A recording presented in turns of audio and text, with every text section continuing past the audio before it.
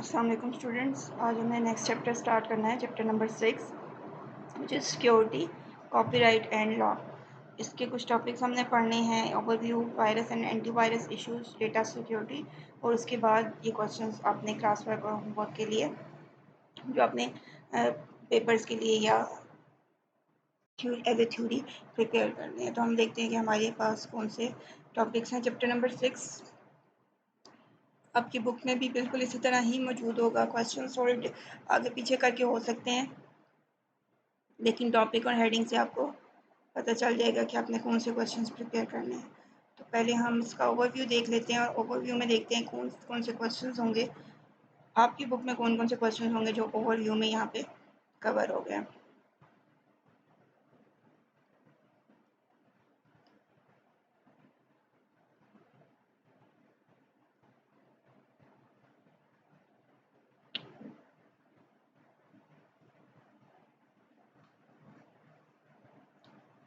Chapter number 6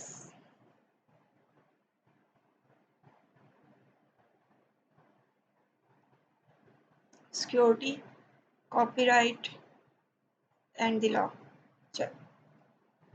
computer के जब हम डेटा स्टोर करने की बात करते हैं तो सिक्योरिटी बहुत इम्पॉर्टेंट इशू होता है, क्योंकि कंप्यूटर में डेटा स्टोर करने का पर्पज़ ये होता है कि हमारा डेटा सेफ रहे, हम जिस डेटा पे काम कर रहे हैं वो हमें बाद में भी अवेलेबल हो, और उस डेटा से रिलेटेड कोई उसमें एरर ना आए, कोई वो डेटा लॉस ना हो, या वो कोई डेटा किसी दूसरे पर्सन के पास ना जाए। तो ओवरव्यू में सिक्योरिटी ऑफ सिस्टम बेसिकली क्या है, एक ऐसा सेफगार्ड डिज़ाइन किया जाता है, एक ऐसे रूल्स, सेट ऑफ रूल्स और ऐसे सॉफ्टवेयर डिज़ाइन किए जाते हैं जो हमारे कंप्यूटर सिस्टम को प्रोटेक्ट करते हैं। अब डेटा की सिक्योरिटी को दो चीज़ों से खतरा होता है। एक तो इंटेंशनल होती है, जो कोई पर्सन, कोई ऑर्गेनाइजेशन जानबूझ के हमारे डेटा को हिट करे, उसको कोई नुकसान पहुंचाना चाहे, और दूसरी एक्सीडेंटल डैमेज होता है।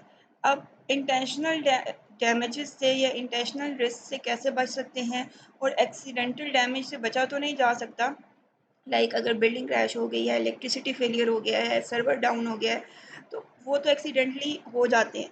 लेकिन इसमें हम ये पढ़ेंगे कि हम ऐसे कौन से मेजर्स करते हैं कि in case of accidental damage हम अपने डेटा को रिकवर कर सकें, हमारे पास डेटा फिर भी सेव रहे। बेसिकली कंप्यूटर सिस्टम में, पूरे नेटवर्क्स में कंप्यूटर हार्डवेयर, सॉफ्टवेयर इतने इम्पोर्टेंट नहीं होते जितना डेटा इम्पोर्टेंट होता है, क्योंकि हार्डवेयर आप रिपेयर करवा सकते हैं, न्यू ले सकते हैं, सॉफ्टवेयर न्यू डेवलप करवाए जा सकते हैं, लेकिन जब डेटा एक दफ़ा लॉस हो जाता है तो उसको रिकवर करना बहुत मुश्किल हो जाता है, और समटाइम इम्पॉसिबल हो जाता है कि आप कोई पुराना डेटा दोबारा से गैदर कर सकें या उसको यूज़ कर सकें। और तीसरा क्या है, अनऑथराइज पर्सनस को रोकना कि वो हमारे डेटा को एक्सेस ना कर सके। तो ये तीन चीज़ों से बचाता है एक सिस्टम, एक सेफ गार्ड जो है सिक्योरिटी किस तरह से प्रोवाइड करता है, इंटेंशनल, एक्सीडेंटल और अनऑथराइज पर्सन से हमें सेव करता है। तो हमारे कंप्यूटर में किस तरह से चेक किया जाता है कि कंप्यूटर कैसी है। सबसे पहले तो अनऑथराइज पर्सन से रिलेटेड आप देखेंगे कि कैसे पता चलेगा कि किसी पर्सन को अलाउ है डेटा यूज़ करना या नहीं है। तो उस पर्सन से कुछ क्वेश्चंस पूछे जाते हैं, उससे कुछ इन्फॉर्मेशन ली जाती है, और अगर उसके पास वो इन्फॉर्मेशन होगी तो वो अथराइज्ड पर्सन होगा, अगर वो इन्फॉर्मेशन नहीं होगी तो वो अथराइज्ड पर्सन नहीं होगा। तो इसमें सिक्योरिटी चेक के लिए बेसिकली चार चीज़ें व्हाट यू हैव, ठीक है, कि अगर किसी ने किसी फिज़िकल एरिया में एक्सेस करना है, कंप्यूटर रूम में जाना है, या हमारे पास एक सर्वर रूम है उसमें जाना है, तो हम उससे पूछते हैं कि तुम्हारे पास क्या है, व्हाट यू हैव। कोई की है, कोई बैज है, कोई टोकन है, कोई कार्ड है, कोई ऐसा फिज़िकल एक्सेस। जैसे किसी ऑर्गेनाइजेशन का अगर एम्प्लॉय है तो उसने अगर अपनी ड्यूटी पे ऑर्गेनाइजेशन के अंदर जाना है तो उसके पास अपना एम्प्लॉय कार्ड होता है। जैसे आप स्टूडेंट्स कॉलेज में आते हैं तो आपके पास अपना कॉलेज का कार्ड होता है जो आप दिखा के वेरीफाई करते हैं कि हम इसी कॉलेज के स्टूडेंट्स हैं। तो इसी तरह कोई फिज़िकल ऑब्जेक्ट, कोई प्लास्टिक कार्ड, टोकन, बैज की, एनीथिंग जो फिज़िकली एक्सेस प्रोवाइड करती है किसी भी जगह का। तो जब हम कंप्यूटर्स की बात कर रहे हैं तो सर्वर रूम्स और कंप्यूटर बिल्डिंग्स के अंदर जाने के लिए जब हम कोई कार्ड, कोई की, कोई बैज यूज़ करेंगे तो वो बेसिकली पर्सन हमें आंसर करेगा व्हाट ही हैव। जो चीज़ उसके पास है, अगर उसके पास कोई आइडेंटिटी है इनमें से, तो वो एक्सेस उसको अलाउ है। अगर इनमें से वो कोई आइडेंटिटी प्रोवाइड नहीं कर पाता तो हम उसको अंदर नहीं जाने देते। व्हाट यू उसे क्या पता है। अब समटाइम ये सारी इम्प्लीमेंट हुई होती हैं, समटाइम 2 या 3 इसमें से इम्प्लीमेंट हुई होती हैं। अब सर्वर रूम में इंटर हो गया, उसे कंप्यूटर या मशीन को यूज़ करना है, तो नेक्स्ट चीज़ जो उससे पूछी जाती है कि उसे क्या पता है, और यूज़र आईडी और पासवर्ड असाइन किया जाता है हर ऑथराइज्ड एम्प्लॉय को, हर वर्कर को। अगर किसी ने कंप्यूटर लॉगिन करना है, किसी ने यूज़ करना है, तो उसको पता होना चाहिए कि उसका आईडी क्या है और उसके पास पासवर्ड क्या है। अगर वो password special combination of numbers उसके पास होंगे तो वो कंप्यूटर जाके ऑन कर सकता है। अगर नहीं है तो कोई विजिटर जैसे कंपनी में इंटर हो गया है, लेकिन अगर वो वहाँ से कोई डेटा लेना चाहेगा तो वो नहीं ले सकेगा, क्योंकि उसके पास पासवर्ड नहीं है, आईडी नहीं है जो कि वहाँ के वर्कर्स को असाइन हुआ होता है। और special combination of numbers are given to users to log on to machine. अब मशीन किसी भी किस्म की, कोई एटीएम मशीन है, कोई कंप्यूटर है, कोई हमारे पास सर्वर है, तो उसके लिए पासवर्ड रिक्वायर्ड है, जिसको एंटर करने के बाद उस मशीन को स्टार्ट किया जा सकता है। इसके बाद व्हाट यू डू। अब रिसेंट जो फील्ड्स आ रही हैं या ज़्यादा सिक्योर करने के लिए सिग्नेचर्स लिए जाते हैं एम्प्लॉयज़ के, और उनको कंप्यूटर में फीड कर दिया जाता है। नेक्स्ट टाइम जब कोई नया यूज़र आके एंट्रेंस एक्सेस मांगता है तो उसे कहा जाता है कि वो सिग्नेचर इंटर करे, अपने वही सिग्नेचर जो पहले इंटर किए गए थे, और अगर वो सिग्नेचर उस एम्प्लॉय के रिकॉर्ड वाले सिग्नेचर से मैच कर जाएंगे तो इसका मतलब है कि वो ऑथराइज्ड पर्सन है। लेकिन अगर कोई ऐसा पर्सन आता है जिसके सिग्नेचर मैच नहीं करते, तो इट्स मीन कि वो अनऑथराइज्ड पर्सन है, उसको एक्सेस नहीं दिया जाएगा।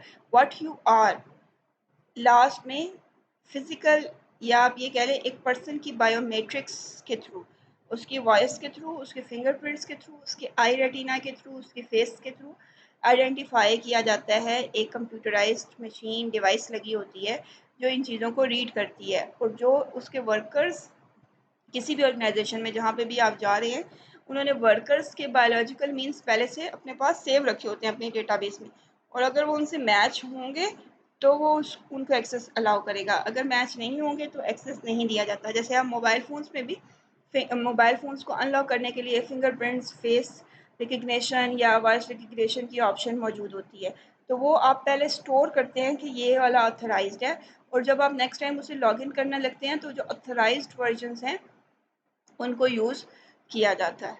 ओके, ये तो हो गए हमारे पास अनऑथराइज्ड लोगों से सेव करने के मेथड्स।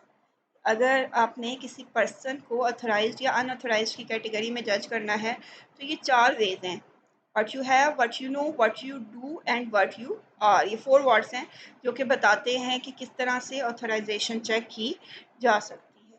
अब दूसरा हमारे पास आ जाता है इंटेंशनल या अनइंटेंशनल थ्रेड्स में, कि वायरस और एंटीवायरस क्या होता है। अच्छा, अब ये वायरस और एंटीवायरस बेसिकली, अब जब हम कंप्यूटर की बात कर रहे हैं तो ये दोनों सॉफ्टवेयर्स हैं, कंप्यूटर प्रोग्राम्स हैं। एक एक कंप्यूटर को डैमेज करने के लिए है और दूसरा उससे प्रोटेक्ट करने के लिए। To fully understand the concept of virus और worm, first recall the concept of computer program. ठीक है, what can a program do और how program is executed. Program basically क्या था, हमने ये आप लोगों ने भी शुरू में पढ़ा होगा।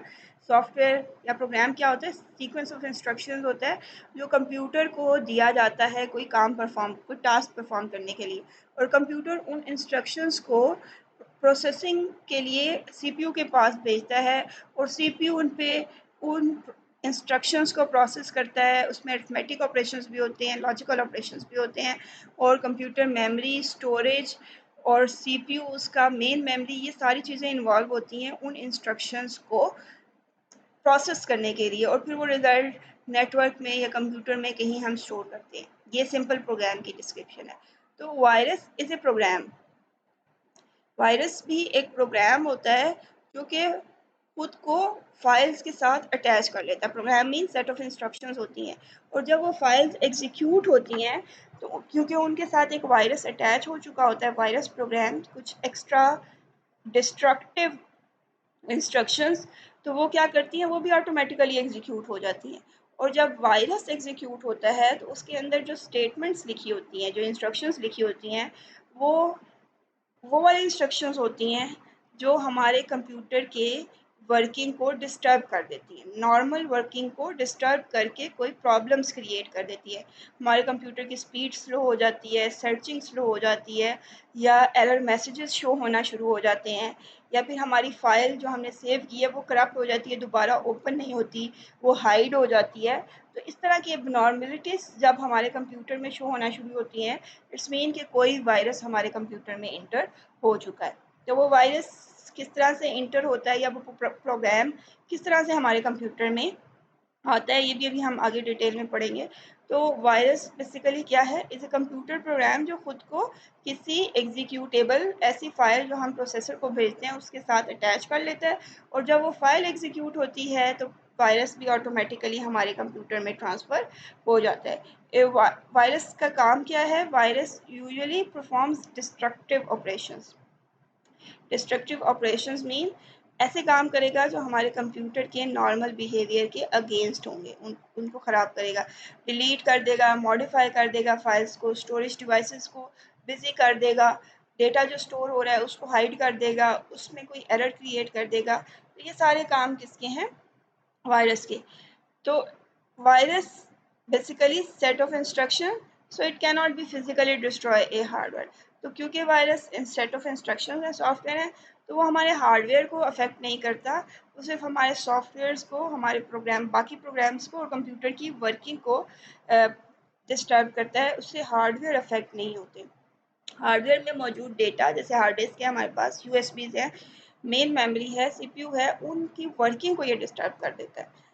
सो अगर फॉर्मली डिस्क्रिप्शन आप यहाँ पे देखें या डेफिनेशन देखें, destructive program containing code that can generate copies of itself and attach itself with other programs so that it is automatically executed when those programs are executed। कि एक ऐसा डिस्ट्रक्टिव प्रोग्राम है जो खुद को ऑटोमेटिकली किसी file के, किसी प्रोग्राम के, कंप्यूटर की किसी यूज़फुल फाइल के साथ अटैच कर लेता है और खुद ही अपनी कॉपीज़ बना के स्प्रेड करता है पूरे कंप्यूटर में, हर फोल्डर में, हर फाइल में इसकी कॉपीज़ बनना शुरू हो जाती हैं, और इन द रिज़ल्ट हमारे कंप्यूटर में एरर्स आना शुरू हो जाती हैं, उसकी वर्किंग डिस्टर्ब होना शुरू हो जाती है।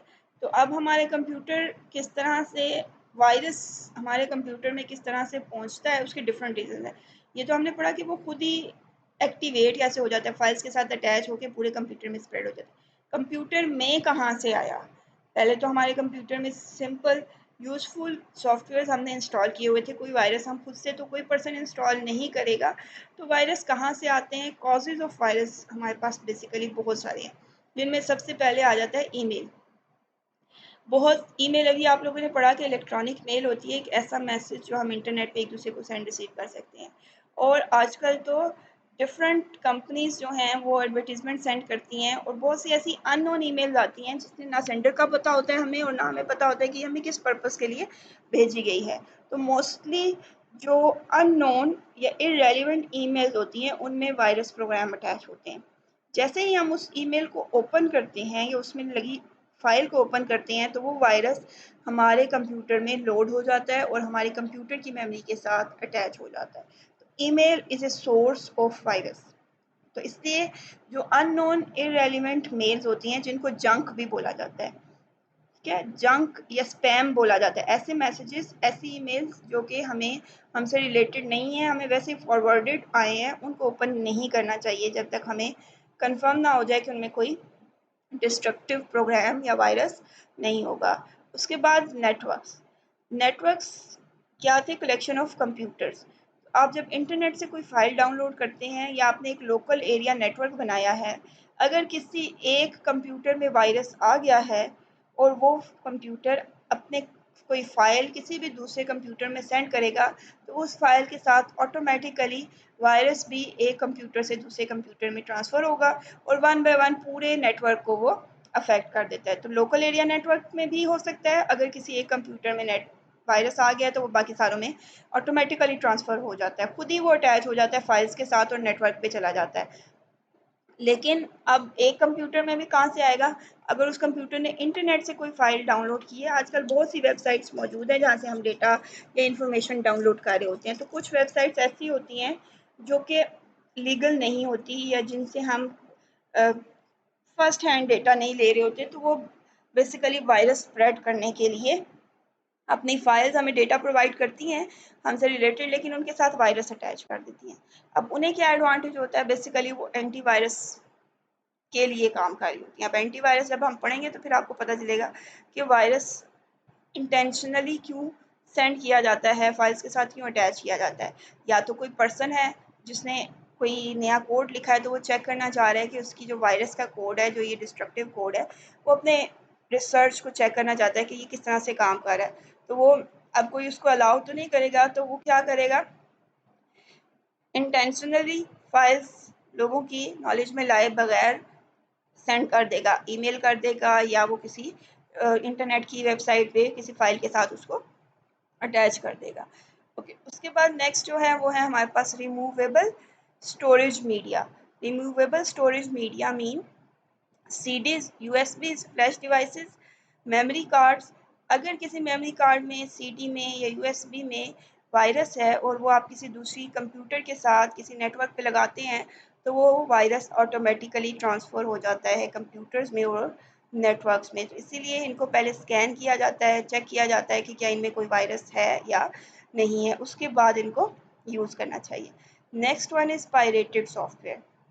पायरेटेड सॉफ्टवेयर बेसिकली हमारे पास क्या होता है, एक होता है ओरिजिनल सॉफ्टवेयर जो किसी प्रोग्रामर ने बनाया है, और दूसरा होता है ऐसा सॉफ्टवेयर जिसकी कॉपीज़ इल्लीगल कॉपीज़ बना दी गई हैं। एक ऐसा पर्सन जिसके पास लाइसेंस नहीं था, लेकिन उसने उस सॉफ्टवेयर की इंस्ट्रक्शंस को इल्लीगली कॉपी करके सीडीज़ में या इंटरनेट पे शेयर करना शुरू कर दिया है। तो ऐसे सॉफ्टवेयर्स जो लीगल नहीं होते, लाइसेंस फाइल्स उनके पास नहीं होती, उनमें भी मोस्टली वायरस मौजूद होता है, और वो ये फैसिलिटी लोगों को सॉफ्टवेयर डाउनलोड करने की फैसिलिटी दे इसलिए रहे होते हैं क्योंकि वो अपने साथ कोई एक्स्ट्रा इंफॉर्मेशन, या तो आपकी इंफॉर्मेशन वो रीड कर रहे होते हैं या वो वायरस को स्प्रेड कर रहे होते हैं।